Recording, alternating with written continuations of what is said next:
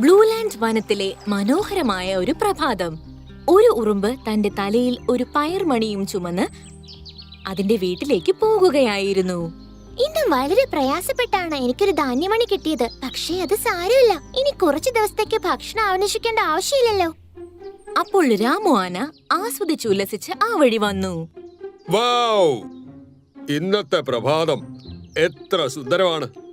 പക്ഷേ ഉറുമ്പിനെ കണ്ടപാടെ അതിന്റെ തലയിലിരുന്ന പയർ വിത്ത് എടുത്ത് രാമു ആന വായിലിട്ടു. നീ എന്താണ് ഈ ചെയ്തത്?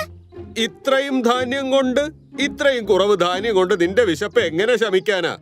ഈ ധാന്യം എനിക്ക് കുറച്ചു ദിവസത്തേക്കുള്ള ഭക്ഷണമായിരുന്നു. നിനക്കറിയാവോ ഇത് എത്ര കഷ്ടപ്പെട്ടാണ് ഞാൻ കൊണ്ടുവന്നതെന്ന്? നിനക്ക് അത് എടുത്തു കൊണ്ടുവരുവാനുള്ള ബുദ്ധിമുട്ട് കണ്ടിട്ടാ ഞാൻ അത് എടുത്ത് കഴിച്ചത്. ഇനി നിനക്ക് നിന്റെ വീട്ടിലേക്ക് സുഖമായി പോകാമല്ലോ. ഉറുമ്പ് ഇത് കേട്ട് ദേഷ്യം കൊണ്ട് പല്ലുകടിച്ചു.